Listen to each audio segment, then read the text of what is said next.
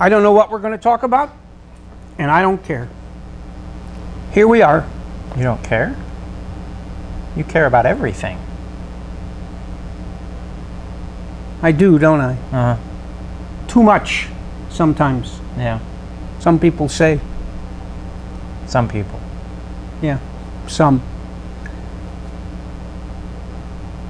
You're doing bad things to me. Nope.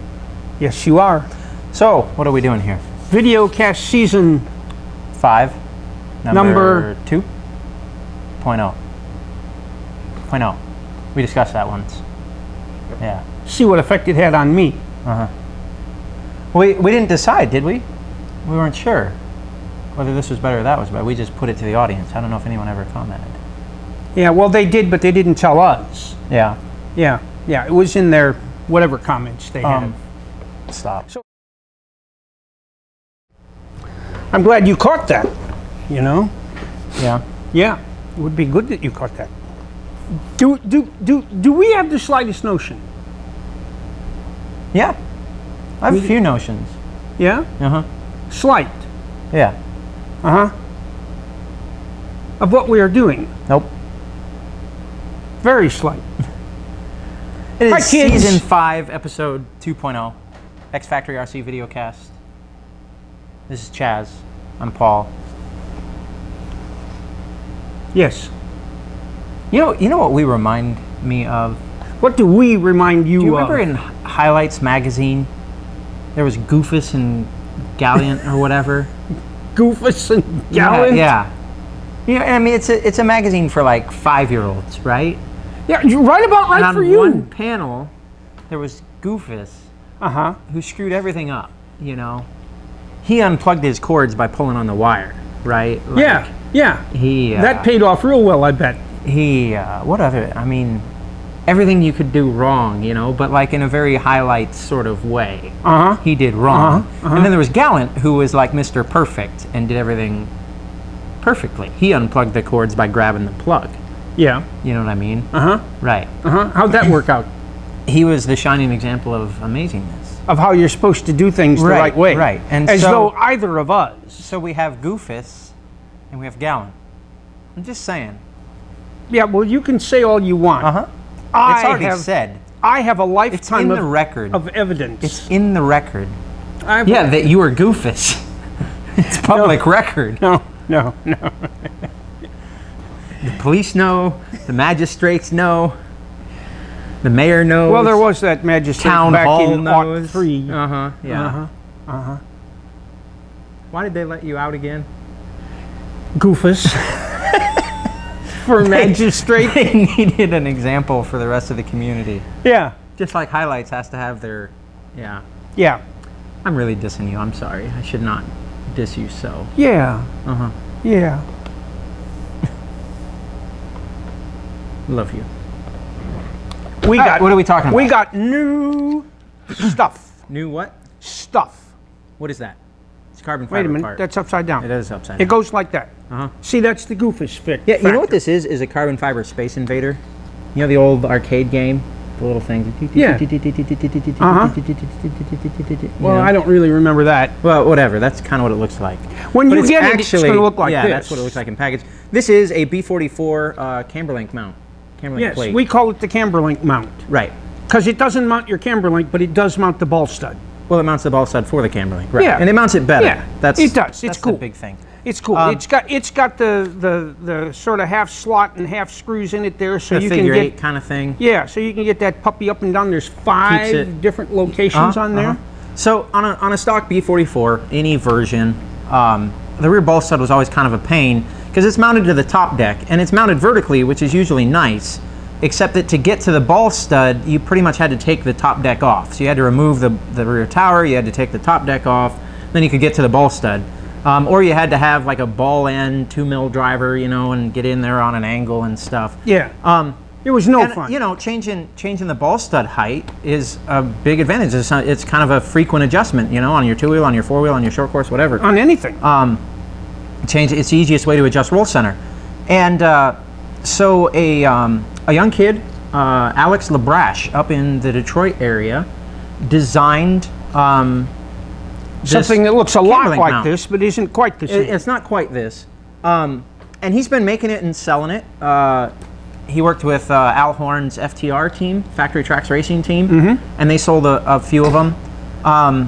But they weren't quite as durable as he wanted, and what do you say? They were made out of 3 mil carbon. He was having them made. And yeah. And I didn't really know the history of it. I just knew that it was a really interesting, good part. And so I approached Alex back in January and said that I'd love to work with him and add it to our Infinity line, and this is the result. So I worked with Alex. Infinity there, right there. It is officially licensed from Alex, actually. It is. We are taking care of Alex by paying him money for everyone that's sold. And he gave me the design. We made it out of 4 mil carbon fiber instead of 3 mil. I also increased the, what was happening is this, you can imagine the leg was breaking off right here. And so we increased this radius in here a little bit, strengthened the part. You do have to modify the top deck to install it on your B44. But it turns the ball set horizontal, and by putting it in that figure 8 kind of hole, you can get nice even adjustments, and you just pop your wrench in there, undo it, slide it up or down. Now, it's really quick and easy. On the B4, there's an inner position and an outer position. The B44. The B44, right. Yeah. There's an inner position and an outer position. Correct. And this only has one. Right. And that's because? It is the inside hole location, which is the hole location that every single associated setup uses. Yeah. I actually went through, as I was designing and drawing up the part and working with Alex, and just out of curiosity, I looked and found every single B44.3 setup on the associated site. I think there's like 15 or 18 of them. Uses the inside hole. Yeah. They change the height, right, of the ball stud. Which you can do. They have 1 millimeter or 2 millimeters or, Yeah. But every single one uses that inside hole. So normally I'm not I'm against, getting rid of a ball stud location. But in this instance, when, it's pretty well been determined by the race team and experience that that's the hole to use. Yeah. And this part makes it so much easier to change the height, which, as we've said, is a common adjustment and a useful adjustment, and one that is used. I thought it was worthwhile. So here it is, installed on a car. This is my B44. It's a 0.1, so don't laugh that I don't have, the 0.3, the heavy aluminum chassis.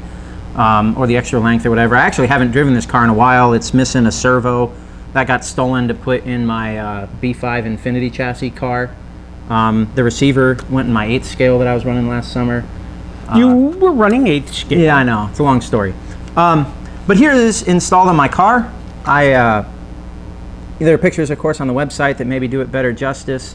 You can see it on the front here. There's the plate. You can see how the ball stud mounts horizontally. Yeah, can you see that that part in there? Right.